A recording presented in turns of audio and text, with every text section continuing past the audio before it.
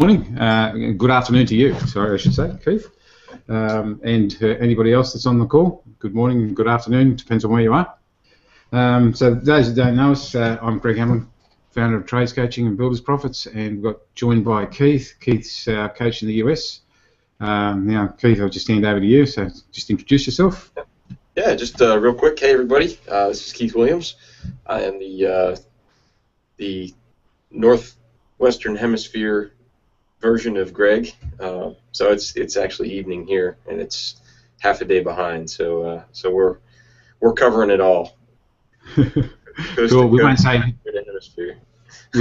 about you being behind, mate. It's all good. Cool. And so today's topic is we're talking about time management. So yeah, we won't waste too much time talking about whatever. Anyway, so.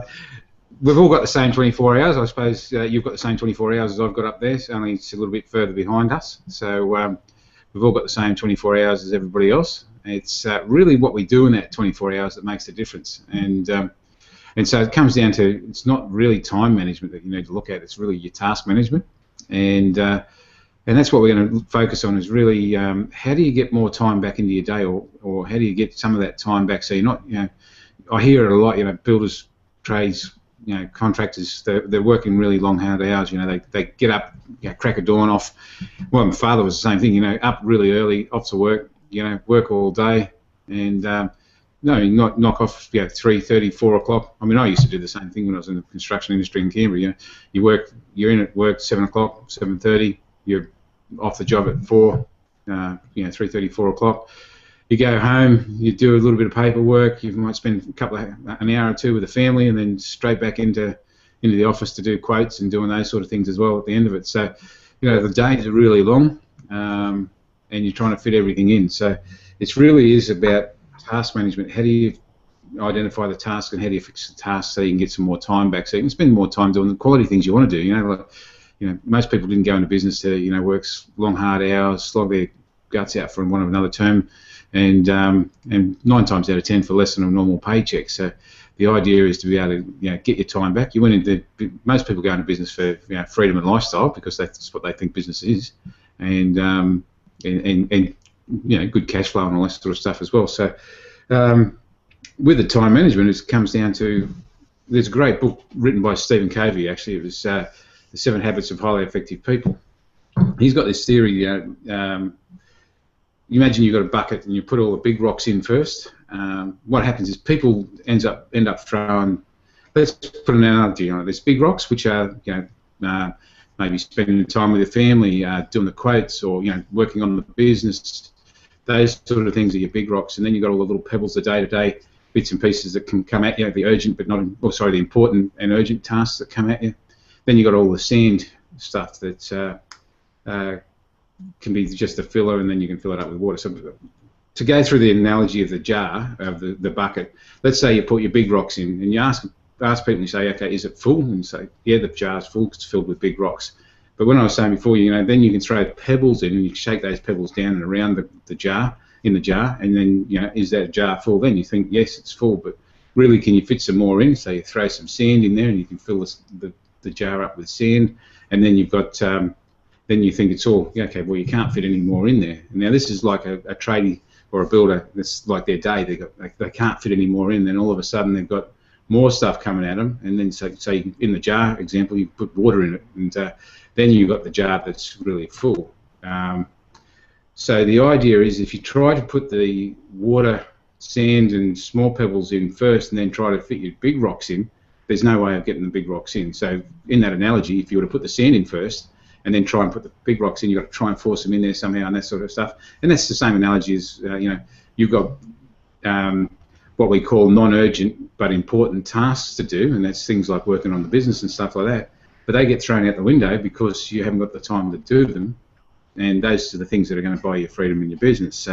So the idea of it is to be able to put those big rocks in first, and to be able to do that, you really got to get control of the tasks in the day to be able to do that. And you should actually look at doing your big rocks first.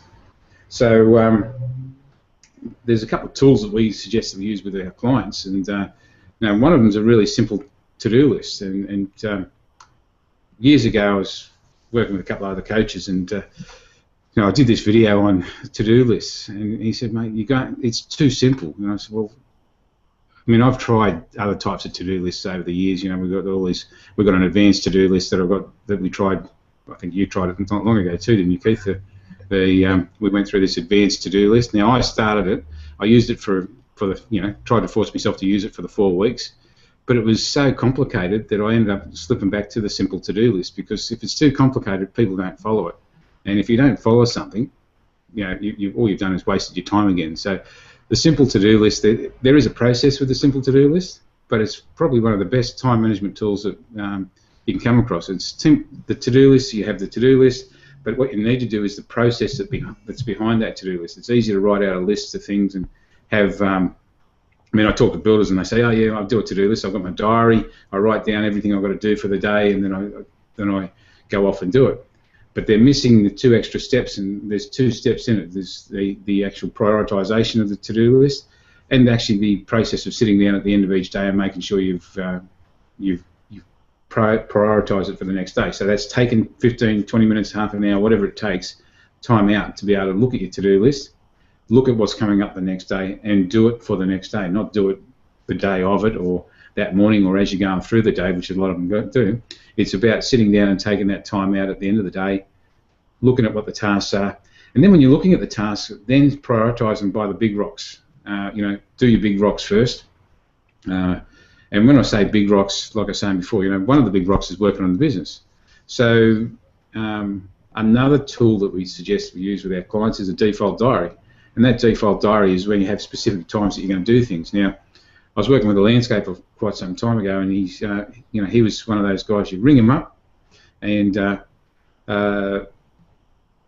it was work. So what he would do, he'd answer the phone all the time, and then they'd say, look, yeah, we want to come out and have a look at our yard, come out and do a quote for us and that sort of thing.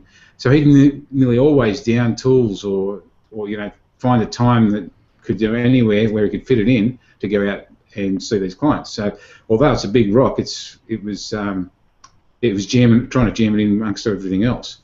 So we ended up setting up this process where he had default times that he would go out and do the quotes. So let's say it was Tuesday mornings and Thursday afternoons. He'd block out in his diary Tuesday mornings, Thursday afternoons, and Saturday mornings, and they were his times that he would do quotes. And if he wasn't going out and seeing people in those times, he was actually working on quotes during those times. So he knew that he actually could get stuff done, and he actually had default times in there. And that was the same as like if you got the to-do list, and let's say it is Wednesday, well, in your big rocks, you've got quotes to do the next day, so you put that on your to-do list, and that's going to be a big rock at a certain time. Or you might have, there's different ways you can break it down, and it really does come down to the way that suits you and the way that suits the clients, the way that suits our clients, and teaching them through that. So that's just a bit of an example of, to-do lists and things about being able to prioritise your time and get that. Now you were talking about prioritization, and that got me thinking about the Pareto principle, the 80-20 rule. Yep. You want to talk about that a little bit, and how we have this list of tasks, and we have our big rocks, but sometimes it's easy to kind of get caught up in the reaction of the day, and the phone starts ringing and the emails are coming, and things put aside. So you want to touch on 80-20? Yeah, I'll touch on that. It's actually, the Pareto principle is it's the 80-20 rule, and most people would have heard of the 80-20 rule. 80% of your income comes from 20% of the people. And the same thing happens with, if you can focus. One of the things with time or task management, if you focus, even if you were to spend 20% of your day focused, in a lot of cases you're going to get more done than what most people do in a week. And so some of the tasks that you can be doing, let's say the big rock thing, if you were to spend some time on the big rocks, if you were to spend, there's 2 ways of looking at it. If that big rock is 20% of your week, let's say it's working on your business, and we ask for 5 hours a week working on your business. Now, if you were just to spend 100% of your time on that 20%, your business can turn around quite quickly. And I've seen that happen with clients over and over and over again. So it's, again, the same sort of thing. Pareto principle, it's the 80-20 rule. A lot of times people get time wasters and that sort of stuff. Now that's where 80% of your time goes into non-urgent, non-important. Well, it might be urgent stuff, but it's not important stuff, you know. And that's where the Pareto principle comes into, you know, focus your time on the 20% that's going to make the difference, rather than focusing your time on the 80% of the distractions and everything else that happens. Yeah. Right. And you know, really. Sorry. We were. I was actually talking with a client the other day about time management things, and even suggesting, you know, as far as distractions right now, we have so many distractions that we justify, you know, whether it's social media and lead generation, you know, your LinkedIn, your Facebook, Twitter, all that stuff, you know, push notifications on your phone for email. So you're almost set up to react to all of this mass input coming in.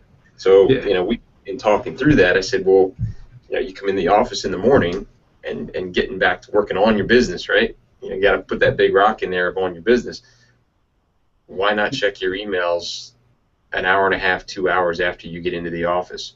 Why do you have to sit down and check your emails right when you fire up your computer in the morning? So yeah, those types of strategies.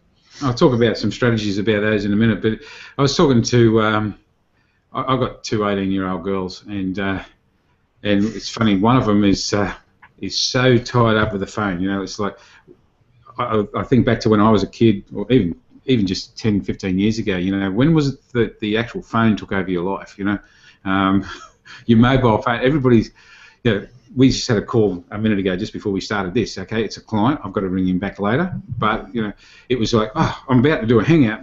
I've got a client that's rung. You know, and which is more important. You know, I've got to do the hangout. But the client's there and it's going, oh, wait on. You know, since when did the mobile phone take over our life? Yeah, and right. Imagine back 15, 20 years ago, you never had that. You know, right. It was, I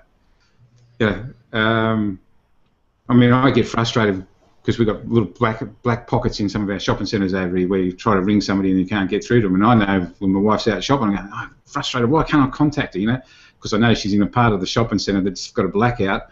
And so change your provider, will you? You know, find a better provider. She tells you anyway, right? Yeah, exactly right. But you know, it's one of those things. You get so frustrated with technology and that sort of stuff, and unfortunately, you've got to actually tame the technology. I saw this great slide a couple of weeks back where this guy's trying to tame the technology with a lion tamer with a whip over his mobile phone. But anyway. It's just about taming that technology, and like you said, you know, why do you have to open up your email straight as soon as you get into work? One of the best things I saw was like there's a company that promotes a thing called it's $100 note, $1 million note. It's a marketing company, and they do $1 million notes, right?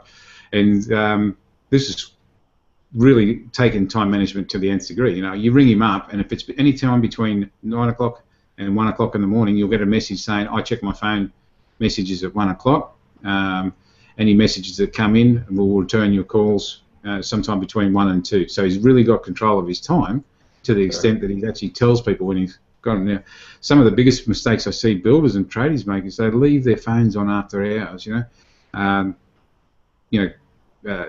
They don't get any rest or they don't get any peace from it. But, I mean, there's the technology on the phones, they've got voicemail. Or voice to text. I'm not really a fan of voice to text because, as one of my other mates, colleagues said, you know, he's got a name, Pandaram, you know, and he said, you know, how does that come out in a text message when somebody leaves a name? So voice to text is not that crash hot. It's entertaining, it's nothing else, right? It's very entertaining. So, you know, use a voice message, but have a discipline. Turn the phone off after hours so that you can buy your time back. Tell people when you're going to return their calls. But that's, again, I mean, we've spoken a little bit about customer service in one of the other hangouts, following up and making sure that. But part of it is having that default diary saying, okay, right, well, I'm on site between 7:30 and 3:30. Okay, what time through the day will I return my calls? And you might go and sit in the car, sit in the site shed, whatever, and block out a time that you're going to return all your calls, because unless the sky's falling. And you can actually do that. Is like if it's a trade that they think the sky's falling or something like that, get them to send you a text message first, and you can ring them back. You know, just have a procedure for how you're going to handle the phone, because the phone probably is the biggest time waster that most people get. and you're there trying to make money by swinging the hammer, and you get your team and all that sort of stuff on site. I mean, mobile phones on sites with their team. We said a little bit of a thing about teams shouldn't be using mobile phones because you're paying them for the hour to be able to swing the hammer and all that sort of stuff. So they shouldn't be. If mobile phones are done in their lunch break or smoke breaks. But again, having that control over the time, turning around and saying the time is going to be, I'm going to return my phone calls between 12:30 and 1 o'clock, and you simply sit down and return those phone calls between 12:30 and 1 o'clock. That means you've been productive on the job all morning. That's if you're on the job, or unproductive doing what you need to be doing. Emails can be done at the same time. There is no reason why. And as I said, 15 years ago, the world didn't stop because nobody answered a fax. And you imagine if you got as many faxes as what you get emails today, right? So faxes have kind of gone out the window, but it's one of those things. If you got as many faxes as you get today with emails, you'd be just drowning in fax paper. But nobody jumped up and answered the email straight away, and that's where that push messaging sometimes is the biggest pain in the butt. But that's kind of controlling that technology, getting the technology done. So having control over your phone, so setting times for when you're going to return calls, having a default diary. So the three tools that we tend to use a lot is like 90-day plans for being able to get your planning done, but then tie that into weekly tasks, and that comes back to your to-do list, so you can actually work out on your to-do list your big rocks from your 90-day plan, prioritise those plans, and then have your default diary, having time to work on your business, working on the sort of thing. So you might do quotes a certain time of the week, you might do sales and marketing a certain time of the week, you might do your accounts. If you're a one-man show or your husband and wife team, you might sit down and do the accounts at a certain time of the week. But just having that control over those tasks, being able to get your time back, and I suppose it's a discipline. And I've said before, there's two types of pain: pain of discipline, pain of regret. So, making sure you've got those things under control. And the phone technology is the biggest thing nowadays. So. Mm-hmm. Well, just controlling those chunks. Yeah, controlling those chunks. There's a great two-letter word too that you need to learn how to use. Starts with an N, ends with an O, doesn't it? It starts with N and ends with an O. Yeah. I'll tell you a story. Adam, he's one of the good clients that he was doing really well, but he's very community based. And what had happened was so this is another time wasted thing that can happen is he's so eager to be part of the community and all that sort of stuff. What happens is, and so be known as the builder in the community. So what was happening was he was getting asked to do these little projects and stuff like that. So he'd get a project, and let's say there was one of them, I'm trying to think, it was on a hall. They had to do a deck or something on this hall. And so they came around and asked him if he would help out and if he'd project manage it and if he would, organise the guys. Once, like, they were going to give him all this team that were going to help him and all that sort of stuff. So it was all a volunteer thing.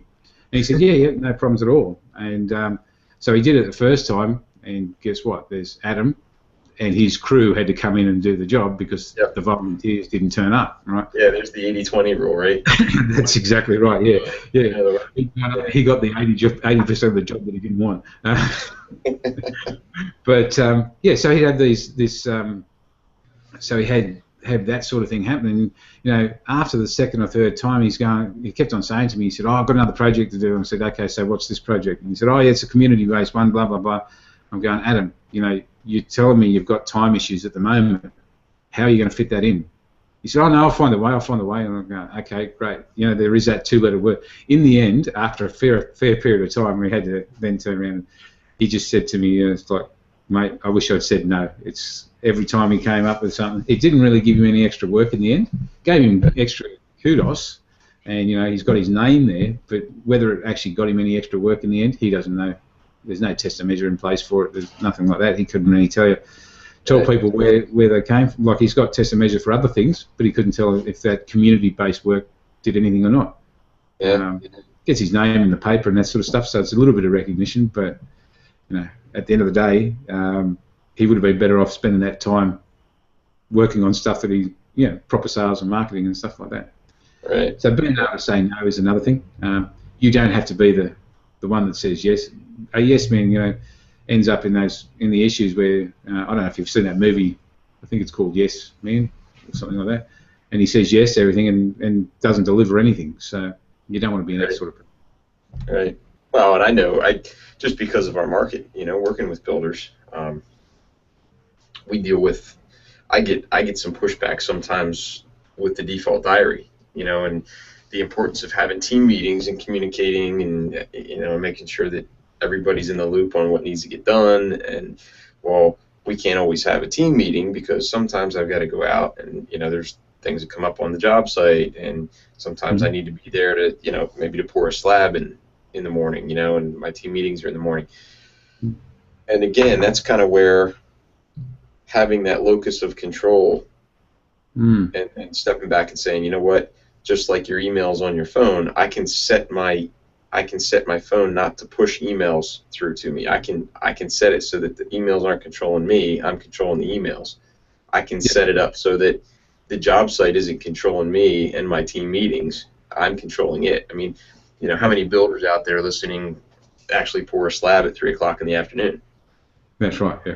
It might happen every once in a great while, but 90% of the time, it's first thing in the morning. You're out there getting it ready to go. So you don't plan your team meetings in the morning. You don't plan the meetings when it's going to be. I mean, there is a danger with having the team meetings in afternoons, but some guys, you find the ideal day or the ideal time, and you just, like I said before, it's a default diary. You just lock it in, and away you go. Yep. So it's really about having that discipline. Like I said before, it's a pain of discipline.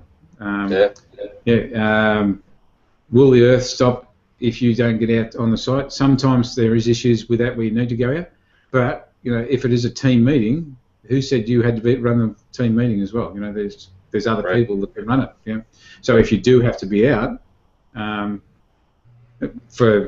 I mean, it's again, how important is a team meeting? The team meetings are very important for communication with your team. Some people will say, oh yeah, there's only 2 of us or there's only 3 of us, but to be able to sit down in a team meeting, and we're getting a bit off topic, but to sit down in a team meeting with 2 people and have that clear line of communication, it's there, it's focused, and you're working on the business. It's part of the business stuff to be able to help to grow the business. But yeah, I agree. A lot of times, you look at the priorities of things and work out what's going to be the best way for you. Right. Being intentional with your time. Yeah, exactly right. Yeah.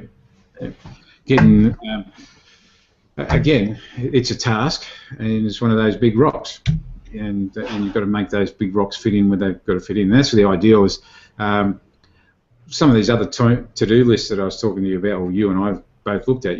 They've got the big rocks in them, and they say to focus on the big rocks, but sometimes the pebbles can be sometimes way more important than the big rocks, because they turn into big rocks, because it could be a customer related issue, or it could be something there. If you were just to spend all your time just on the big rock, these things become a bigger rock. So you've got to make sure you don't you focus on the right things through the day, and that's why the simple to-do list that I said before, you go through that to-do list is just a straight list down, prioritise A's, B's, C's and D's for delegate. And then we have a second list of second priority, which is you only ever do 5 A's, which are your big rocks or your 5 most important things, and you number those. So it's again about having a good process and sticking to a process. They say 21 days to make a habit, and I mean I still have my to-do list beside me, right? The sheet's fallen off it, but that's my to-do list, and I use that all the time. It's one of those things. And I prefer the paper-based to-do list. I mean, some people like technology, but Outlook pops up and just annoys you. And so it's another technology that's trying to tame you instead of you taming the technology. So I'm an old-fashioned, well, maybe old-fashioned, but I like to be able to run the pen through it. It becomes an achievement. Hey, there's one off my list. Let's move on to the next one. It's cathartic to physically draw the line through it. It feels good. Yeah, exactly right. Yeah, and I was told ages ago, writing is a doing part of thinking, and so that helps when you write. You scrub it through. Oh, I've got that one thing. It's an achievement, So, right. So, no, it's all pretty good. So, I think yeah, really getting control of your tasks. So if there was one thing to come out of this, the main thing is, look at your tasks, prioritise your tasks, and get control of your tasks and stuff like that. So. Yeah. Great. Cool. Now, we haven't got any questions. We've got a couple of people on, but no questions. If you've got any questions, just type it into the question box. We'll just hang around a bit. So is there anything else you'd like to say about time management? It's been one of the biggest things that I've seen in client changes over the years, is getting control of their time so that they can actually work on their business. Right. Actually, just while we're waiting to see if there's any questions coming in, I was talking about Denny. Denny was... okay, he's in a different industry. He's not a builder, but he was TV repair, and he was doing 70, 80, 90 plus hours a week when we first started, and then in this first section we just went through and sat down and said, okay, we need to work 5 hours on your business. How are we going to find those 5 hours? And we ended up finding, not 5 hours. He took out a whole day to work on his business. Admittedly, it was Saturday, but he was working Saturdays before anyway. So what we did was he actually changed this thinking around Saturdays. And within 3 months, he'd actually got himself back down to normal standard 40-hour week. And within 8 months, he was down to, he was doing 20 to 30 hours a week. Right. So he was, and he's been a client for a long time now. He's been, I think he's probably 7 years now as a client. And he's got the potential to, he's now got 3 businesses. He's working no more than 30 hours a week on those businesses. Hasn't picked up a spanner or a soldering iron in probably 5, 6. So if he's been with us 7 years, probably 6 years. 6 years would be, and they're getting more production done than ever before because he's not on the tools. So he's got a team that now works for him. His team's only 2 people bigger than what it was when we first started, but he's getting out 3 times the amount of work. And it's been because he's managed to work on the big rocks, which was working on his business first. So, right. Yeah. Cool. And that's the main thing. So we don't have any questions at this stage. So if there is any questions, we might have to. We'll just knock it on the head. Call it a wrap. All right. So if anybody wants to book in for a chat, we could probably just do a 15-minute chat if anybody thinks of anything. Yeah. Afterwards. Yeah. So if anybody wants to book in for a chat, it's just a matter of go to buildersprofits.com/chat. That's CHAT. So buildersprofits.com/chat. Book in the calendar. We'll have a chat about your time management, team, systems, whatever you need to talk about your business, and find out if we can help you with your business. Cool. All right, we'll call that a wrap. Good deal. Have a great day, everybody, and we'll catch you next time. Yeah, catch you next hangout. Thanks. Check it out. See you.